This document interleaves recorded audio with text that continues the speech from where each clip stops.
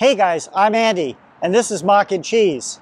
My car has faster charging when I'm on road trips, is smoother in one-pedal driving, and all in all has a lot of other updates that make the car feel a lot smoother and more fun. How did I do it? I didn't go to the dealer complaining about warranty work. I didn't wait for Ford to issue me an over-the-air update, which really hasn't come from my car yet.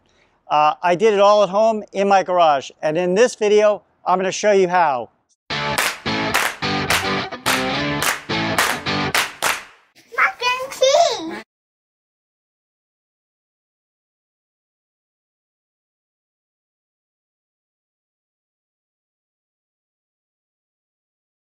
All right, so let's talk Mach-E and software.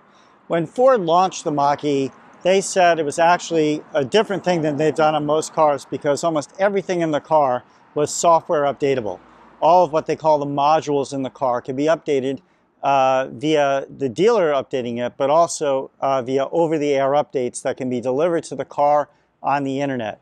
All of the Mach-E's are actually connected to the internet, either through a cellular network that Ford builds into every car, no subscription required, or via connecting on your home Wi-Fi if you're home. So as long as you're connected to those, you will probably get over-the-air updates. However, reality has not been as dreamy as Ford has expressed. They seem to have had many problems in issuing over-the-air updates, and they're taking it extremely conservatively in issuing these updates to the cars. There have been reports and rumors last year that some of the cars weren't able to actually accept over-the-air updates, and there's plenty of evidence on the internet of people getting an OTA and then having their car get stuck and not be able to accept any other over-the-air updates since then. So I think Ford is going through a learning curve and the pains of how to actually turn on reliably over-the-air updates for thousands upon thousands of cars, each one built in maybe a different time in the factory with slightly different software already on the cars. So they're working on this, but it seems like things are a little bit slow. This car, which was built in August and delivered to me in mid-October, has only gotten one over-the-air update officially from Ford. So although, you know, it's only gotten one update from Ford, but I know that they've really worked on this car. They've improved the charging curve, they've improved one-pedal driving, they've made the car smoother, they've fixed bugs, they've enhanced the car in other ways. But my car really was not getting all of the software that I read about online. So I decided to take matters into my own hands, and I was able to figure out, with the help of some others on the internet and the MachE.com forums, I was able to figure out how to do this myself and to assemble all the software and hardware that you need in order to do it.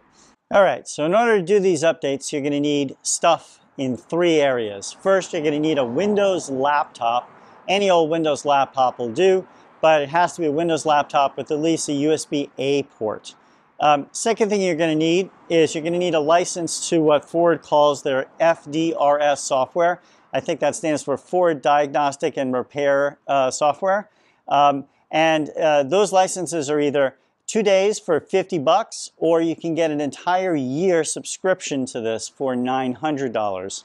I generally opt for the 2 days for $50 option, and generally I'll check every, I don't know, month or two and pay for the flashing for over a weekend and update my car then. So aside from the license and the computer, you're also going to need something called a OBD2 Mongoose cable. At least that's the brand that I got. There are more expensive ones that connect to FDRS than this Mongoose cable from a company called Opus. But this one is only about $400 to $500. The other ones are over $1,000.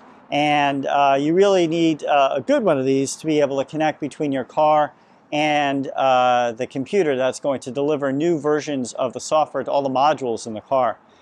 There are some Chinese ones or some imitator ones out there, but I don't know if I would actually risk that. I would probably stick with one of these.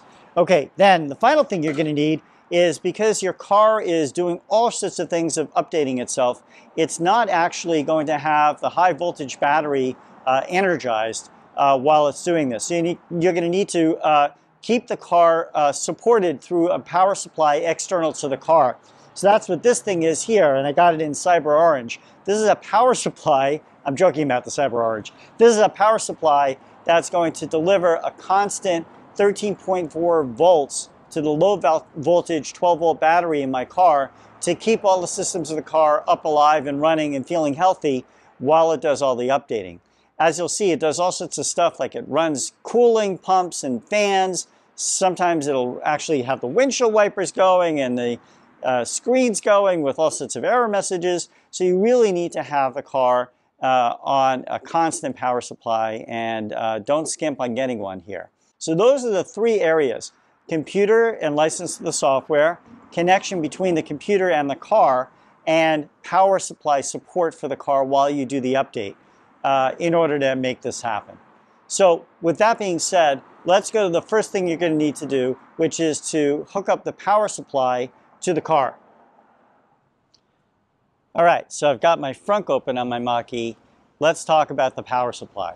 So when Ford designed the Mach-E, they thought that because it has a gigantic battery in it, and they put in software that would have the high voltage battery jumpstart essentially the low voltage battery, the 12-volt battery that's commonly in most cars, they really didn't need to make the 12-volt battery have a lot of user accessible panels or an easy way to jumpstart your car yourself.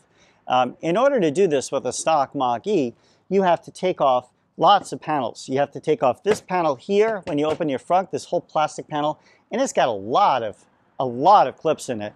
Invariably, you're going to lose one or two clips at least, or you're going to break stuff. And then you have to take off, once you take off this top panel, you have to take off this side panel. And underneath this side panel are where the battery terminals are. So if you're going to be doing this flashing more than once, and you probably are if you're going to spring for all of the stuff that I described you're going to need in terms of gear, you really should also think about doing this little modification, which I'll show you right now, to drill holes that will allow you to access your 12-volt battery contacts whenever you need to. All right, so here, if you see, I have these two holes that I drilled, and I put these stoppers in them. You can get them on Amazon very easily.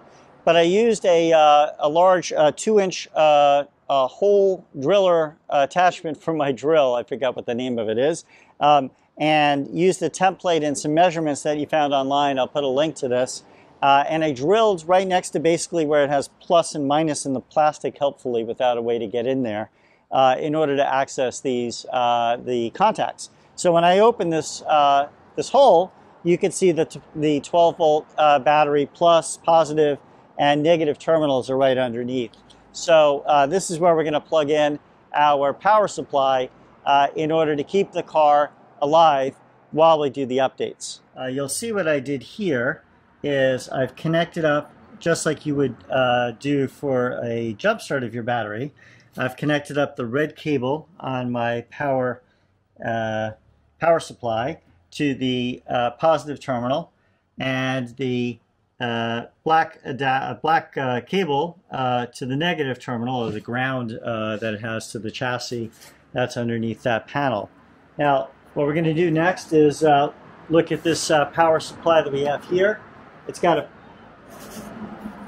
big honking switch on the back to turn it on, so I'm going to turn it on. And it's set, I think, by default to 13.4. I think you can see that on there. It's 13.4. And when we're ready to do the support for it, we're going to hit start, and it's going to do supply here. You want to do supply, not charge, because we're not wanting to charge the battery. We want to support the battery and giving a constant power supply. So I'm going to hit start, and that's it. So now the battery in the car is going to be maintained at 13.4 volts while we do our software flashing. All right, so let's go through the steps here in order to set up the software, get a license, and connect your computer to your car to get going with FDRS. Okay, so first, if you have a Mongoose adapter, you need to install the drivers for that connector first in Windows. You'll have to do this no matter which connector you have, but here are the quick instructions to do this for your Mongoose adapter. You'll see here there's opusivs.com and that link down there. Go to that link and then scroll down to the page which has your Mongoose Plus Ford 2 adapter. Click here and it'll download the install file for the drivers that you're going to need. Install those drivers, and they also contain a little app that will allow you to test whether or not your drivers are installed correctly and your laptop can talk to your car. All right, now that you set up your drivers on your adapter, you then need to set up an account and purchase the license for FDRS software online. So you're going to go to Ford's site at motorcraftservice.com and click that Register Today box that I've highlighted on the screen. Then fill out all the fields in this form, and you can create an account there. And then you're going to need that later, that username and password you filled out here, to put it in the FDRS app itself. So don't lose that information. All right, next, after you're done with that, we're going to go at the top of the screen there on that site and go to Diagnostic Tool Support, FDRS, and then Purchase Software. You'll see I have that highlighted on the screen where you go in those easy-to-use menus at the top there. You'll then see a screen that you got to scroll down and read some of that helpful information, especially the pricing. What you're looking for is that 2-day FDRS software license at $50 a license, or if you really want to go all in, you can get a 1-year subscription, as you see there, for $900 a license.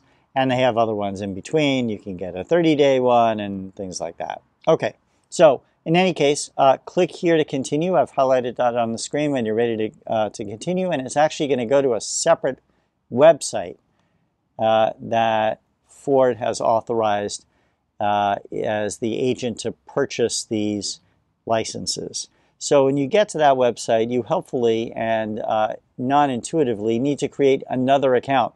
So you'll see it says create an account when you go to that site. This is for the e-commerce license portion itself. You might want to use a different username and password than the one you used on the Motorcraft site.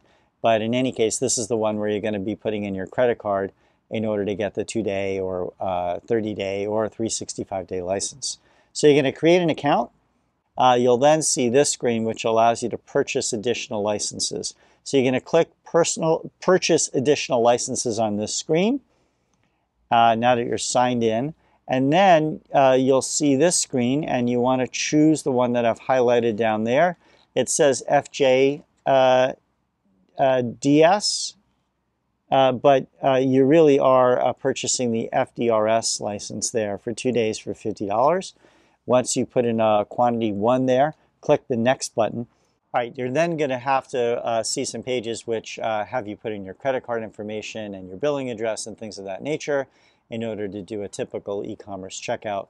Once you're done with that, you'll see this page here, which allows you to download the software. FJDS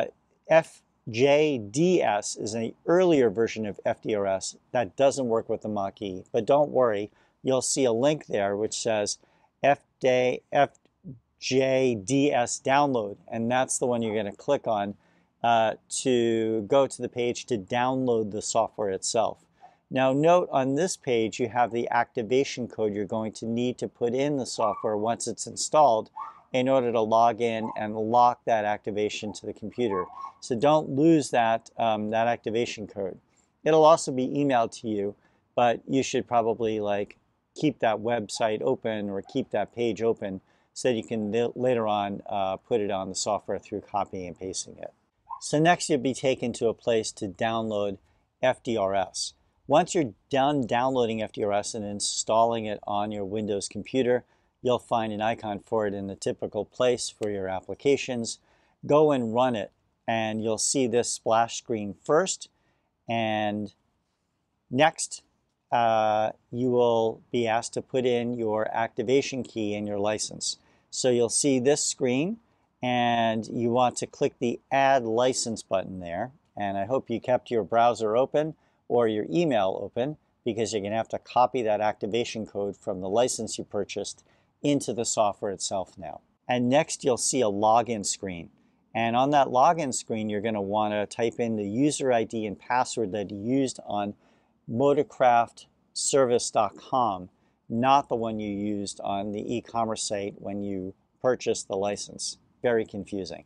So you're going to type in your user ID and password, and you'll see this next screen. This is the time at which you want to plug in your OBD2 adapter, mine from Mongoose, to the laptop, as well as plug it into the OBD2 adapter on your Mach-E. That's located by your left knee underneath the steering wheel. Once you plug that in, you're going to click on the Read VIN from Vehicle button. And then once it reads the VIN and puts it into that field there, the VIN being your unique vehicle identification number for your car, then the Go button will be lit up in blue, and you can press that in order to have the FDRS software and your laptop communicating with your car. And this is the next screen where FDRS is connected to your car, and it's now going to do all sorts of things of scanning all of the modules in your car, communicating over the car's network, and figuring out what versions of software you have in each module and what needs updating. In addition, if you have any errors that have occurred in your car, you're going to see them after it's done with its full scan. All right, so next we're going to be talking about how you actually go about flashing new versions of software onto your car for all the modules that need to be updated. All right, we are connected to my car physically. I've plugged in the OBD2 cable to my car's OBD2 port and also to the laptop. We're logged in with FDRS, and now I'm going to go and click the Read VIN from Vehicle. And I'm going to stop the kids' music as well. And it's got my VIN. I'm now going to click Go, and it's going to read all the modules from the car. All right, now we're reading everything. It's downloading vehicle information. Then it's going to start processing all the vehicle information, figure out any modules that are throwing any errors, show those or note those, and then also show me any modules for which it thinks it has an update. And this is probably a good point to talk a little bit about these updates. So Ford sometimes makes mistakes in terms of deciding whether or not your vehicle needs an update. And it's always the best idea to look online on the MachEforums.com website in the forums and make sure if there's a new update that you are sure that this update actually applies to your car. What they sometimes do is they have an updated module, and they make it available for all cars when sometimes it'll only actually be applicable to some cars. And if you download that update and install it before they correct those problems, you could actually cause a problem for your car. And this has happened several times, mostly for what they call the Job 2 cars, where modules have been updated for the Job 1 or earlier cars than about July 2021. So if you have a car before July 2021, you have a Job 1 car, and those cars aren't enabled for Blue Cruise yet. And so they're doing a lot of updates for those cars, but those modules are not actually applicable to be updated in the Job 2 cars, of which my car is. My car was built in August of 2021. So with that being said, just be sure you know what you're doing before you update the modules. I'm going to put a link down in the description of this video to the modules you need to update in order to get the faster, better, improved charging curve, and also the other modules which generally are safe to update. The one for PAC, as an example, phone as a key. They've made a lot of improvements to that since these cars were shipped. Okay, with all that being said, and a disclaimer that you really should make sure you know what you're doing before you download new modules and get all excited about checking again and downloading a new module. Make sure it's applicable to your car first. Okay, so now it's showing me all of the different modules in the car, ones that are throwing some caution messages right now. And it's also showing me all sorts of interesting stuff about my car. You can also see here at the bottom that my power supply is hooked up to the car, and it's showing that the battery is healthy and at 13.4 volts. So that should not go down really below 13.4 as we flash the car because the power supply is supporting the car at this time. All right, I'm going to hit continue. Everything's all green. And now it's going to show me any modules that I can either test or that are available for updates. So let's go to the tab for SW updates here. We're in the All tab right now. So let's go SW updates, and now it's going to change to the tab. Come on. There we go. It's going to change to the tab that shows the available updates for your car. Now, I know from checking the forums before I came here that there are several updates that are actually not applicable to my car that are showing being applicable to my car. Specifically, the cruise control module, which isn't shown here. Oh yeah, it is. CCM, that one. We should not be updating that. The CMR, the driver status one, we're not going to update that one either. The IPMA, which is the image processing module, and the PCSM, or the power steering control module. Those all relate to Blue Cruise, and they're actually meant, we think, for Job 1 cars. They seem to turn off your cruise control and your Blue Cruise if you actually perform those updates, so we're not going to. Seems like we have an update to 3 modules here. We have an ABS update, which I think has already been taken by my car, but we might do it again anyway. We have a VDM, Vehicle Dynamics Control Module update, and we have an RFA module update. So I'm just going to check on these, make sure these are all good updates to perform, and then we'll go ahead and show you how you update these modules that we know are going to be good for the car. A little later. Okay, so I've done my research here, and there's 3 modules that I'm going to be updating in my car now. One is the ABS module, which folks online say is safe to update pretty much. The other is the RFA module. The RFA module relates to your phone as a key, and you want to update that because that'll make it presumably better, easier to have your phone work as your key.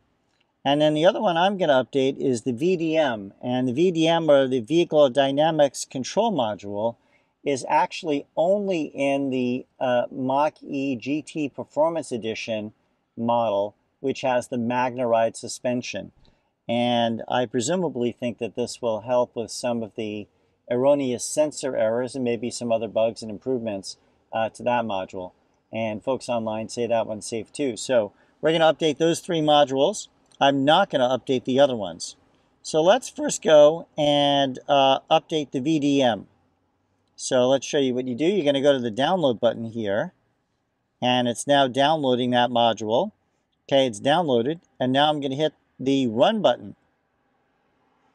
And what it's going to do is anything that's dependent upon this module, it will also run at the same time. Come on. Isn't it running? There it goes. Didn't click the right button there.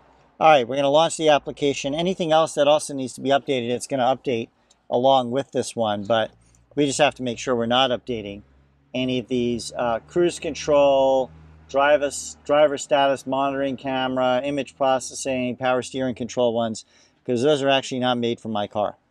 All right, now we're going to update the VDM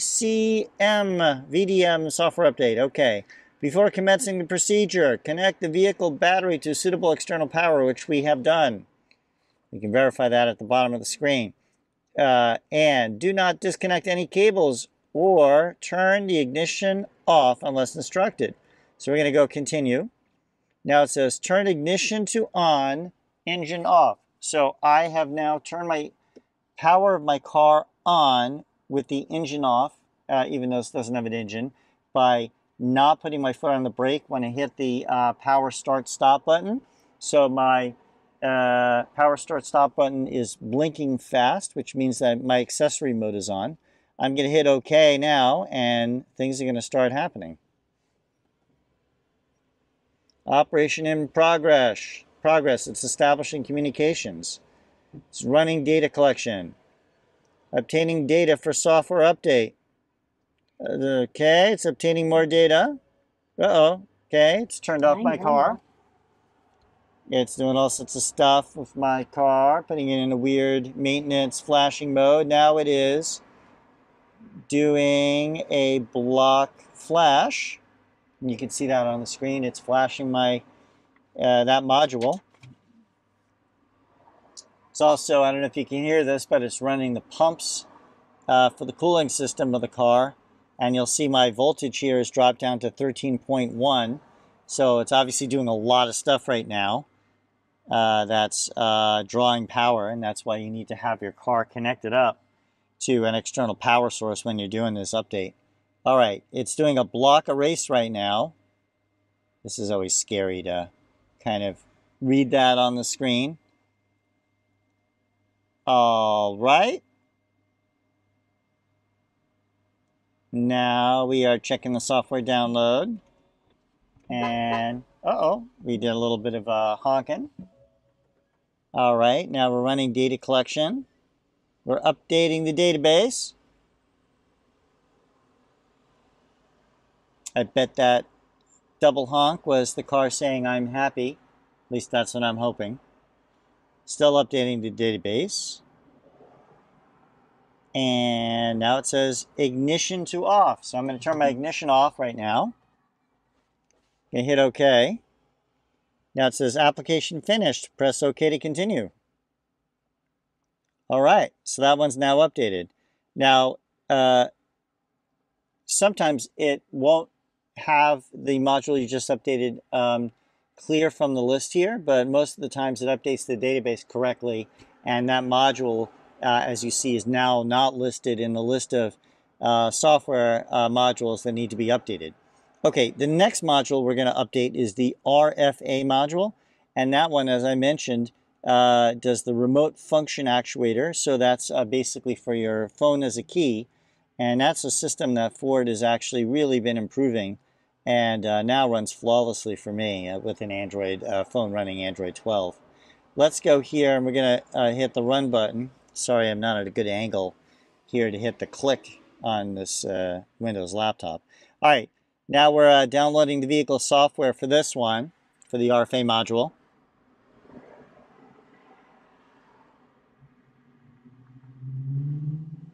And similarly, it says, connect it to a power supply. Do not disconnect any cables or turn things off. I'm going to hit yes to this one.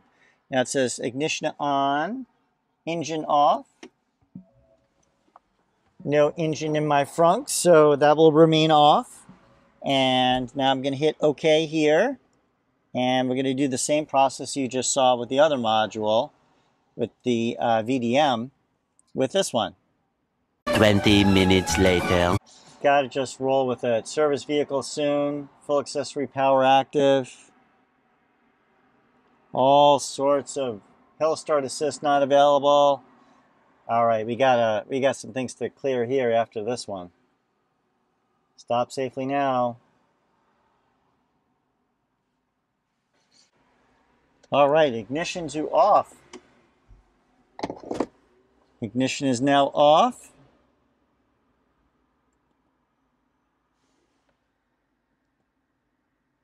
Application finished. Please press OK to continue. All right. I think we're done with this.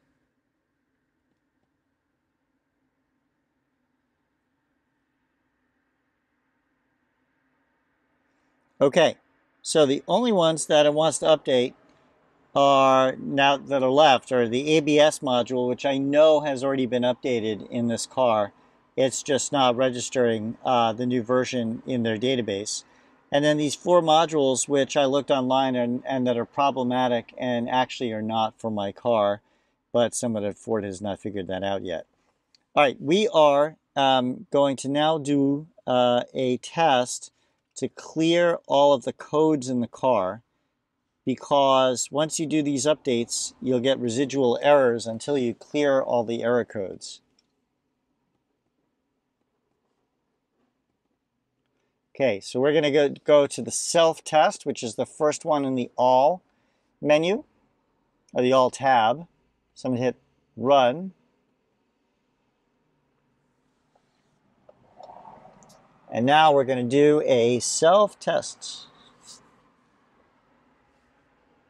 Okay, I'm going to run all tests.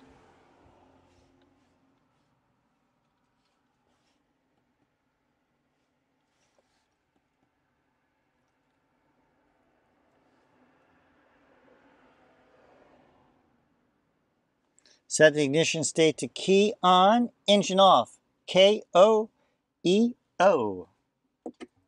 All right, I'm going to turn that thing on, which I just did. Then I'm going to hit continue. And we should be communicating. All right, I think the orange indicates there are errors. And there are, because we just did a lot of flashing of some modules. 298 frozen patties later. Okay, now what you're going to do is you're going to hit the clear and retest button here at the top.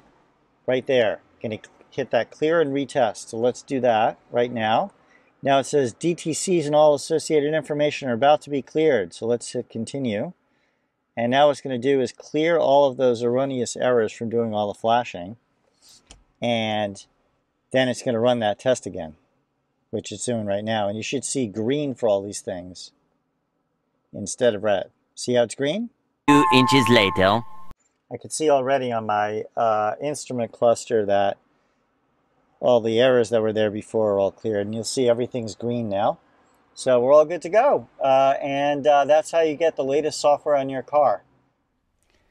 All right, so that's basically what you have to do if you want to update your car yourself using FDRS.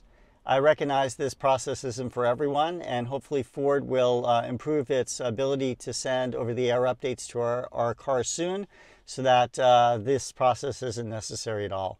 But in the meanwhile, I'm going to go in my next video and test the new charging curve and see what's actually changed and if it's really better. Stay tuned for that one. Catch you there.